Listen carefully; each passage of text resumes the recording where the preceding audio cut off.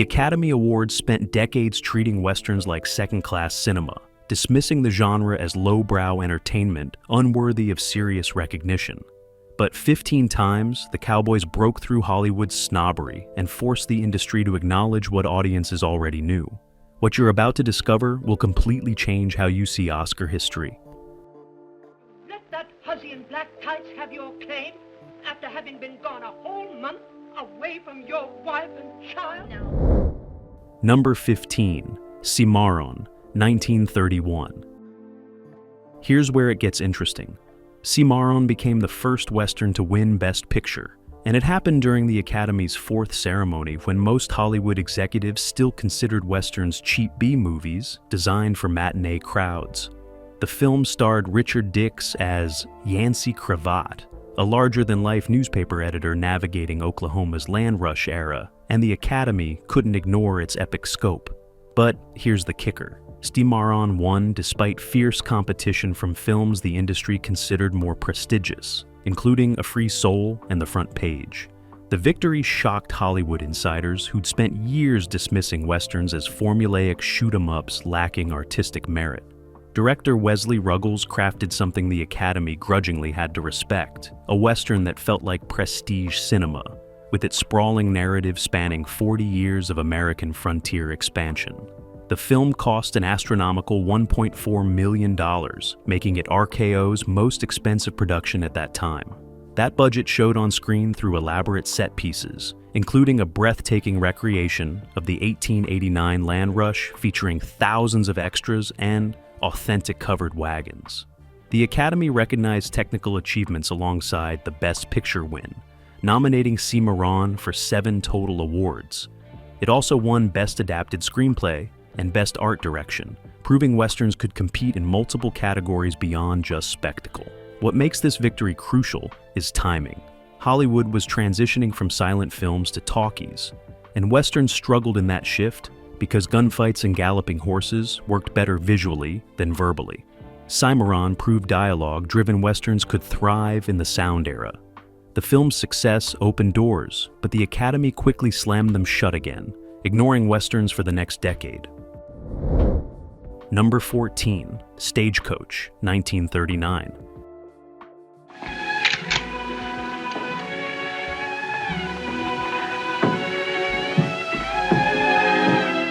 Stagecoach revolutionized Western filmmaking, yet the Academy snubbed it for Best Picture, despite 7 nominations that proved Hollywood knew exactly what John Ford had accomplished. The film transformed Monument Valley into cinema's most iconic Western landscape, those towering red sandstone buttes becoming synonymous with the American frontier. Ford's direction elevated a simple premise of diverse strangers trapped together during an Apache attack into a masterclass of character development and visual storytelling. But here's what makes this snub fascinating. The Academy nominated Stagecoach for Best Picture, Best Director, Best Supporting Actor for Thomas Mitchell, Best Black and White Cinematography, Best Film Editing, Best Art Direction, and Best Original Score. Mitchell won Supporting Actor, and the film claimed the Music Award, proving Academy voters recognized its quality. Yet they handed Best Picture to Gone with The Wind, choosing a Civil War epic over this groundbreaking Western. The decision reflected Hollywood's persistent bias, that Westerns remained entertainment rather than art, regardless of craft or innovation. What Ford achieved with Stagecoach cannot be overstated. He took a genre synonymous with cheap programmers and created something sophisticated, using the confines of the Stagecoach to explore class conflict, social hypocrisy, and redemption. John Wayne's breakout performance as the Ringo Kid demonstrated Westerns could showcase nuanced acting instead of one-dimensional heroics.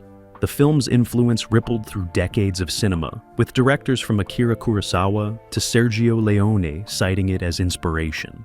Thomas Mitchell's victory as the alcoholic Doc Boone marked one of the rare moments when the Academy acknowledged Western performances deserved recognition alongside dramatic roles from other genres. The film also pioneered technical innovations in how action sequences were shot and edited, establishing visual grammar still used in modern filmmaking. Stagecoach proved Westerns could be art, but the Academy needed another 13 years before actually crowning one Best Picture.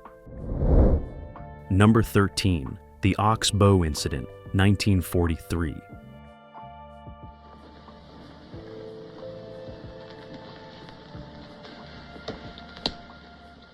The Ox-Bow Incident might be the most important Western the Academy completely ignored for Best Picture. Despite nominating it and recognizing its devastating critique of mob justice and American mythology, director William Wellman stripped away every romanticized frontier cliché, presenting instead a harsh, morally complex examination of how quickly civilization crumbles when fear takes control. The film follows a posse that lynches 3 innocent men accused of cattle rustling, then faces the horror of their actions when the real rustlers are caught. This wasn't the heroic West of singing cowboys and righteous shootouts. This was ugly, uncomfortable, and absolutely brilliant. But here's what's fascinating. The Academy nominated The Ox-Bow Incident for Best Picture during 1944's ceremony, acknowledging its power, then awarded the prize to Casablanca. The decision makes sense given Casablanca's brilliance, but it reinforced Hollywood's pattern of praising Westerns, while ultimately choosing other genres when final votes were counted. Henry Fonda delivered one of his finest performances as Gil Carter, a drifter who witnesses the lynching and fails to stop it, his quiet moral outrage simmering beneath a stoic exterior. The Academy ignored Fonda's work entirely, not even granting him a nomination, despite the film's Best Picture nod. This snub exemplifies how the Academy viewed Western performances as somehow less worthy than dramatic work in contemporary settings. Wellman shot the entire film on sound stages, creating a claustrophobic atmosphere that enhanced the story's moral suffocation. The artificial sets gave everything an unsettling, nightmarish quality that distinguished it from typical location shot westerns. Cinematographer Arthur Miller earned the film's only nomination besides Best Picture. His stark black and white photography capturing the darkness in men's souls. The Ox-Bow Incident influenced every revisionist Western that followed, proving the genre could interrogate American mythology rather than celebrate it blindly. Its Oscar snub demonstrates how the Academy struggled reconciling Westerns with serious filmmaking. Number 12. High Noon, 1952. Ladies and gentlemen, I'm glad to see that they're giving this to a man who is... High Noon earned 7 Oscar nominations and won 4 awards, yet somehow lost Best Picture to The Greatest Show on Earth, a decision that baffles critics and historians to this day.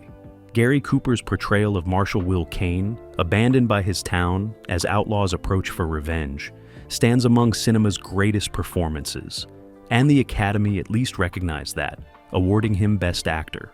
But the Best Picture snub stings because High Noon transcended its Western setting to become a Cold War parable about McCarthyism and the courage required to stand alone against intimidation. Director Fred Zinnemann and screenwriter Carl Foreman crafted something revolutionary, a real-time thriller where the clock becomes an antagonist as urgent as the gunmen arriving on the noon train. Every ticking minute increased tension, with editor Elmo Williams creating a masterpiece of rhythmic cutting between the approaching train, the abandoned marshal, and the cowardly townspeople. Williams won the Academy Award for film editing, deserved recognition for how he made time itself feel dangerous. Dmitri Tiomkin's score and the ballad "Do Not Forsake Me, Oh My Darlin'" won Oscars for Best Original Score and Best Original Song, that mournful melody becoming inseparable from the film's themes of loyalty and betrayal. The film also won Best Film Editing and received nominations for Best Director, Best Screenplay, and Best Picture. Here's what makes the Best Picture loss especially painful. The Greatest Show on Earth is largely forgotten today. A bloated circus spectacle that hasn't aged remotely, as well as High Noon's lean, tense examination of moral courage. The Academy chose spectacle over substance, a pattern that would haunt Western recognition for decades. High Noon's influence extends far beyond Westerns, inspiring everything from action thrillers to science fiction. Its real-time structure became a template copied endlessly, and its moral complexity elevated the genre beyond simple good versus evil conflicts. Number 11. Shane, 1953. Yeah, you've lived too long. Your kind of days are over. My days? Shane epitomizes the classical Western ideal. Mysterious gunfighter helps homesteaders against ruthless cattlemen, and the Academy nominated it for 6 Oscars, including Best Picture, then handed the award to From Here to Eternity. The film starred Alan Ladd as the enigmatic Shane, a man trying to escape his violent past, who inevitably must embrace it one final time to protect the Starrett family. Director George Stevens crafted a visually stunning meditation on violence, masculinity, and the price of civilization, every frame composed like a painting. Loyal Griggs won the Academy Award for Best Color Cinematography, his work transforming Wyoming's Grand Teton Mountains into an almost mythical landscape where archetypes clashed against nature's indifference. The film's look influenced Western cinematography for generations, establishing visual standards for how the frontier should appear on screen. Jack Palance earned a Best Supporting Actor nomination for his chilling portrayal of Wilson, a black-clad, hired Kohler, whose menace comes from stillness rather than bluster. He lost to Frank Sinatra in From Here to Eternity, but Palance's performance haunts the film, his final showdown with Shane becoming one of cinema's most iconic gunfights. Brandon DeWilde's performance as Joey Starrett, the wide-eyed boy who idolizes Shane, earned him a supporting actor nomination at just 11 years old. Remarkable recognition for a child actor in a Western. Stevens received a Best Director nomination, losing to Zinnemann for From Here to Eternity, while A.B. Guthrie Jr.'s screenplay also earned recognition. Here's what's crucial about Shane's legacy. The film perfected the Western formula, distilling the genre's essential elements into their purest form. Every Western that followed either emulated Shane or deliberately subverted its ideals. The final scene, where Shane rides away while Joey screams, "Come back," remains heartbreaking, a perfect encapsulation of how the Old West had to die for civilization to survive. The Academy recognized Shane's artistry, but couldn't quite bring itself to crown a Western Best Picture. Number 10, The Searchers, 1956.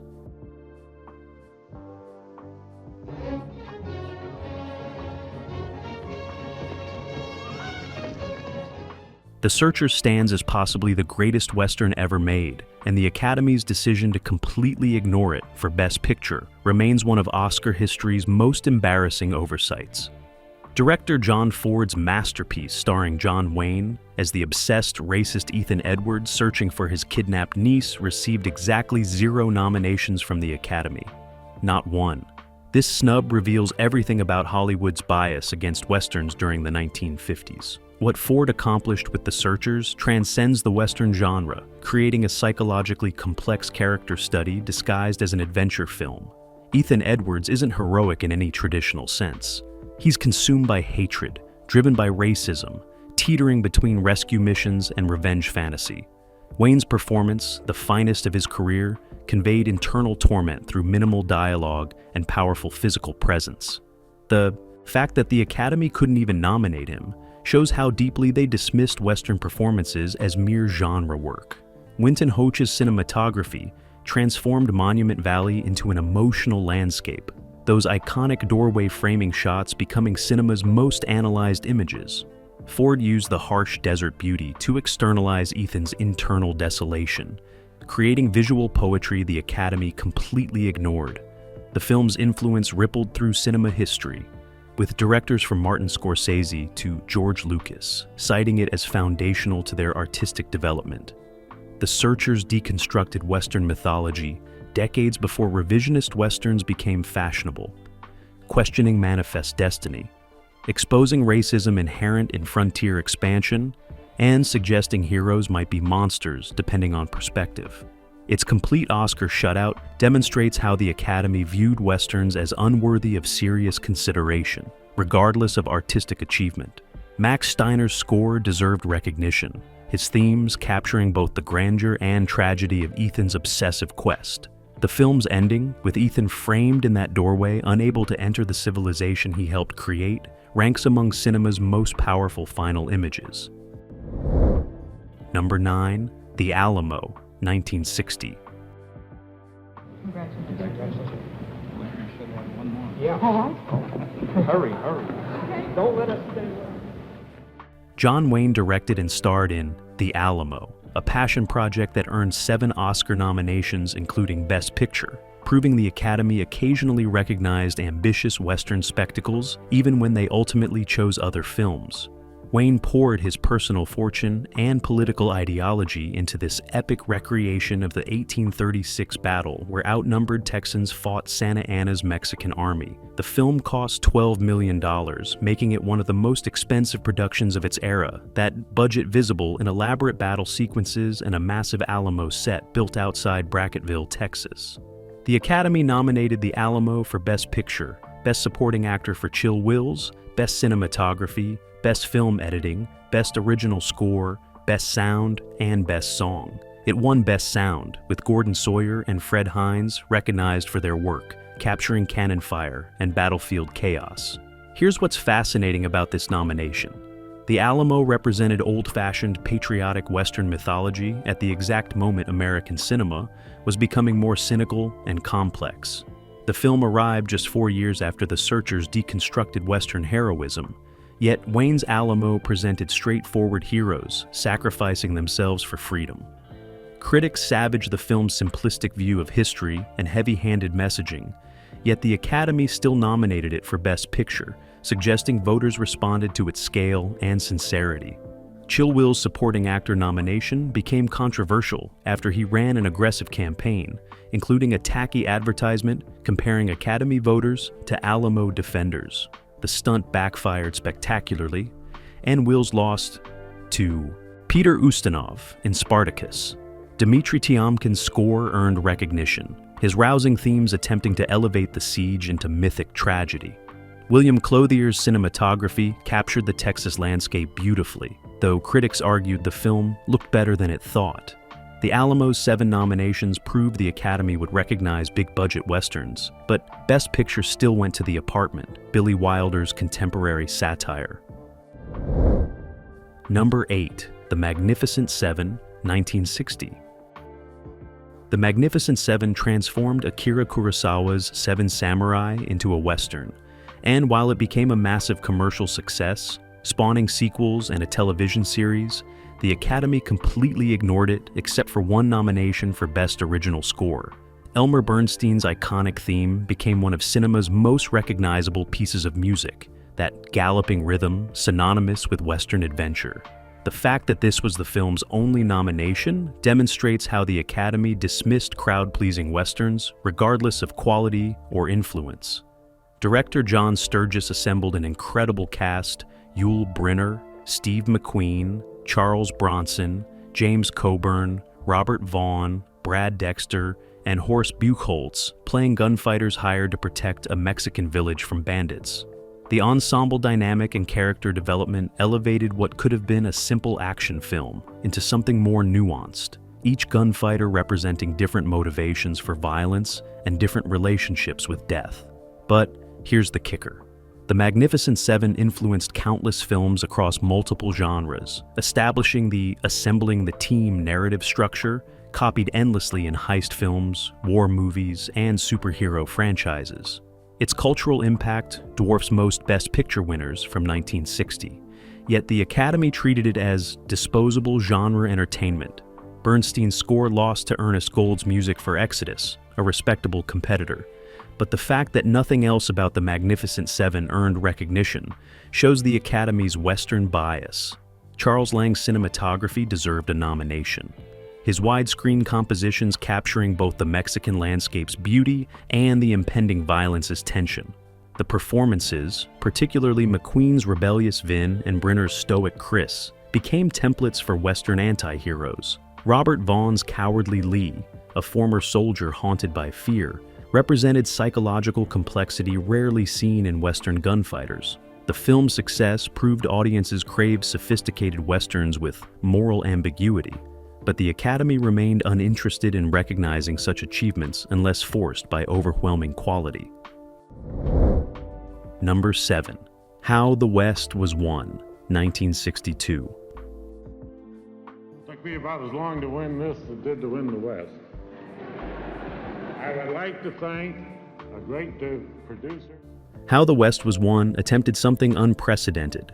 an episodic Western epic spanning 5 decades of American expansion, shot in Cinerama's massive 3-strip format that required 3 synchronized cameras and special curved screens. The Academy nominated it for 8 Oscars, including Best Picture, recognizing its technical ambition even while ultimately awarding that prize to Lawrence of Arabia. The film featured an absurd number of stars: Henry Fonda, Gregory Peck, James Stewart, John Wayne, Debbie Reynolds, Carol Baker, and more, each appearing in different segments directed by different filmmakers, including John Ford, Henry Hathaway, and George Marshall. This anthology approach created an uneven viewing experience, but the scale remained undeniable.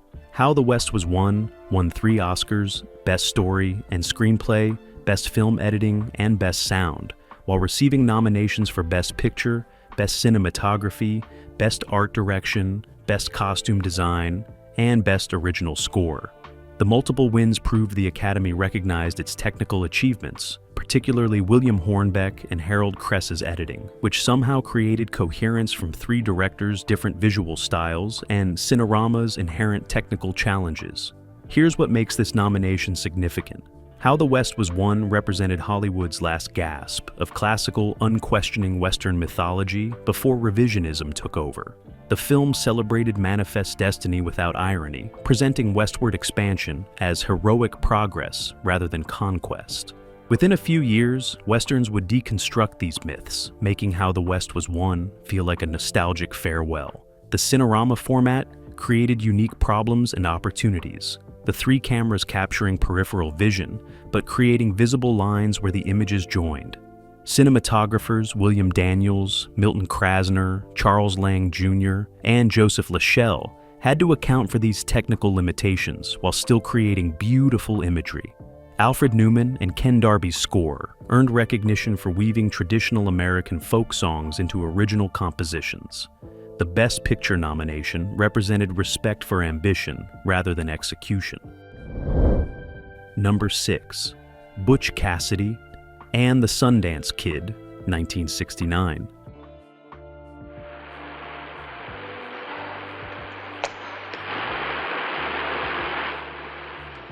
Butch Cassidy and the Sundance Kid revolutionized the Western by infusing it with buddy comedy dynamics, new Hollywood sensibilities, and a melancholy acknowledgement that the Old West was already dying when its story took place. The Academy nominated it for 7 Oscars, including Best Picture, and it won 4 Best Original Screenplay, Best Cinematography, Best Original Score, and Best Original Song, proving voters responded to its fresh approach even while awarding Best Picture to Midnight Cowboy. William Goldman's screenplay won deserved recognition for witty dialogue that made Butch and Sundance feel like real people rather than Western archetypes. Paul Newman and Robert Redford's chemistry elevated Goldman's words, their banter revealing deep friendship beneath the jokes. The fact that neither actor received nominations shows the Academy still struggled, viewing Western performances as Oscar-worthy.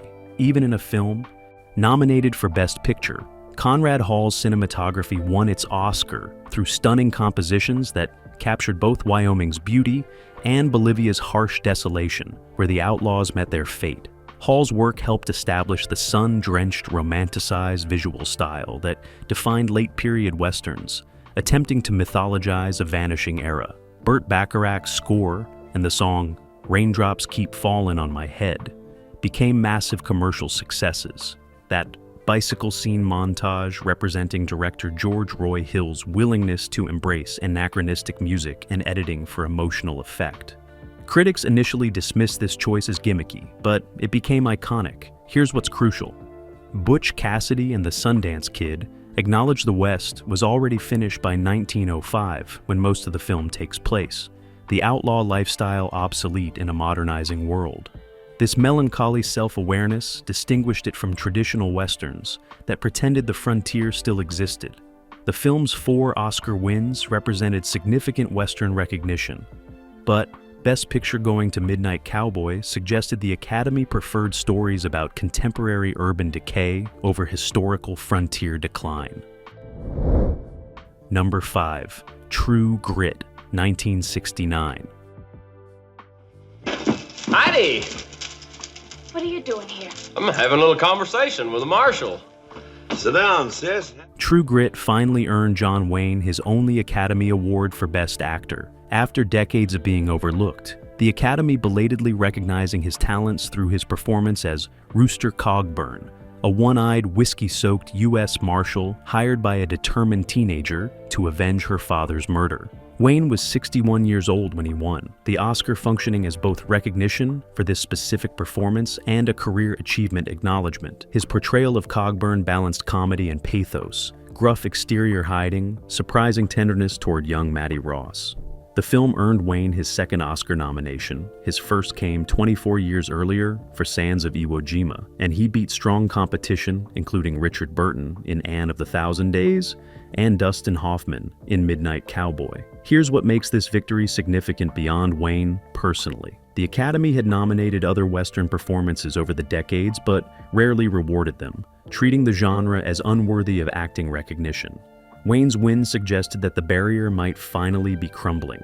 True Grit itself received only one other nomination, Best Original Song for True Grit, sung by Glenn Campbell, which lost to Raindrops Keep Falling on My Head from Butch Cassidy and the Sundance Kid. The lack of additional nominations for Best Picture, Director, Supporting Actress for Kim Darby, or Cinematography demonstrated the Academy still viewed this as a solid genre film, rather than prestigious cinema. Director Henry Hathaway crafted an entertaining, straightforward Western that lacked the revisionist complexity or artistic ambition the Academy increasingly valued. Lucien Ballard's cinematography beautifully captured Colorado locations, standing in for Arkansas and Indian Territory. But the film's classical approach felt old-fashioned compared to the darker, more violent Westerns emerging in 1969. Wayne's Oscar win represented a personal triumph and symbolic gesture, but True Grit's single nomination proved the Academy wasn't ready to embrace traditional Westerns again. Number 4. Little Big Man, 1970. It's wonderful, Jack. I can give you something you never had before, and something I never had. Little Big Man deconstructed Western mythology through the rambling recollections of Jack Crabb, claiming to be 121 years old and the sole white survivor of Custer's last stand. The Academy nominated Chief Dan George for Best Supporting Actor, recognizing his warm, wise portrayal of Old Lodge Skins, Jack's Cheyenne grandfather figure. This marked rare Oscar recognition for a Native American performer in a Western, significant given how the genre had spent decades either erasing or stereotyping Indigenous peoples. Chief Dan George lost to John Mills and Ryan's Daughter, but his nomination represented progress in how Hollywood viewed Native representation. Here's what's fascinating. Little Big Man received only that single nomination, despite being one of the most ambitious revisionist Westerns ever made. Director Arthur Penn created a picaresque journey through Western mythology, touching on cavalry massacres, Wild Bill Hickok, medicine shows, and the destruction of indigenous cultures. The film's cynical view of American expansion and brutal depiction of the Sand Creek and Washita massacres challenged every heroic frontier narrative Hollywood had sold for decades. Dustin Hoffman delivered a remarkable performance as Jack Crabb, aging from teenager to ancient storyteller. Yet the Academy ignored him, despite nominating lesser work from that year. The snub suggests the Academy still couldn't fully embrace Westerns that interrogated American mythology rather than celebrated it. Harry Stradling Jr.'s cinematography deserved recognition, his work capturing both the frontier's beauty and the violence that conquered it. Calder Willingham's screenplay, adapting Thomas Berger's novel, balanced dark comedy with genuine tragedy, making genocide somehow coexist with laugh-out-loud moments. The film's episodic structure allowed Penn to critique every Western trope: the noble cavalry, the savage Indian, the heroic gunfighter, revealing the racism and violence underlying frontier myths. Chief Dan George's nomination proved the Academy noticed, but Little Big Man's overall Oscar neglect showed how far recognition still needed to go. Number 3. Unforgiven, 1992. Throw 3. Why, Hickok himself can't hit 3. Unforgiven shattered the Academy's Western resistance, earning 9 nominations and winning 4 Oscars, including Best Picture, the first Western to claim that prize in 60 years, since Dances with Wolves broke through 2 years earlier. Director Clint Eastwood won Best Director, and the film took Best Picture, proving the Academy finally embraced morally complex Westerns that deconstructed the genre's romantic violence. Gene Hackman won Best Supporting Actor for his terrifying portrayal of Little Bill Daggett, a sheriff whose brutality masquerades as civilization, while Joel Cox won Best Film Editing for how he structured the film's slow-building tension and explosive violence. Here's what makes Unforgiven's victory crucial. Eastwood spent decades as Western cinema's most iconic figure, from Sergio Leone's Dollars trilogy to his own Pale Rider and High Plains Drifter. Unforgiven felt like his reckoning with the genre, acknowledging the consequences of violence the earlier films had glamorized. William Money isn't a romantic anti-hero. He's a broken alcoholic who discovers coaling becomes easier each time, his final massacre as much tragedy as triumph. David Webb. People's Screenplay earned a nomination, its themes about violence, justice, and moral corruption resonating with Academy voters in ways traditional shoot-'em-ups never could. The script's most powerful element involves how characters discuss violence versus the reality when it actually erupts. Most gunfights are clumsy, ugly affairs, not balletic showdowns. Eastwood's own performance deserved an Oscar nomination he didn't receive, but at 61 he seemed more interested in winning as director than actor. Jack Green's cinematography earned a nomination for capturing the muddy, unglamorous West, where rain never stops and nothing looks heroic. Hackman's win represented recognition for a performance that made villainy disturbingly rational. Little Bill genuinely believes he's bringing civilization to Big Whiskey. His violence justified as law enforcement. Unforgiven's 4 wins vindicated every great Western the Academy had ignored for decades. Number 2. Dances with Wolves, 1990. For their never-ending support on a film that was difficult, to our staff at TIG Productions, to my wife, Therese. Dances with Wolves became the first Western in 60 years to win Best Picture, Kevin Costner's directorial debut, triumphing over Goodfellas, The Godfather Part: The Throw, and Awakenings to claim the Academy's highest honor.